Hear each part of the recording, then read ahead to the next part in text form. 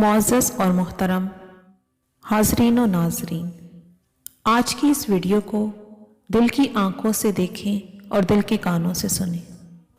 امید ہے آپ تعاون فرمائیں گے اور پوری توجہ سے اس کو سنیں گے۔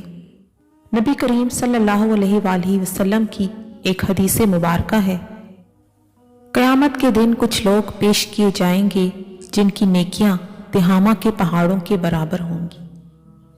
جب جنت کے قریب آئیں گے تو ان سے کہہ دیا جائے گا کہ ان کا جنت سے کوئی حصہ نہیں ہے۔ صحابی حضرت حذیفہ رضی اللہ تعالیٰ عنہ فرماتے ہیں کہ میں نے پوچھا، اے اللہ کے رسول صلی اللہ علیہ وآلہ وسلم، آپ ذرا اس قوم کا کوئی حلیہ، کوئی تفصیل بیان کر دیجئے تاکہ ہم ان کو پہچان تو لیں۔ وہ ذات جس نے آپ کو حق کے ساتھ بھیجا، مجھے ڈر ہے کہ کہیں میں بھی ان میں سے نہ ہوں۔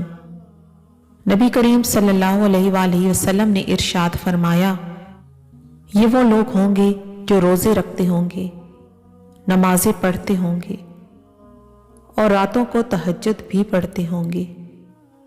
جب ان کو کوئی گناہ کرنے کا موقع ملتا ہوگا تو وہ گناہ کر لیتے ہوں گے اور اللہ تبارک و تعالیٰ ان کے کیے ہوئے عملوں کو ضائع فرما دیں گے۔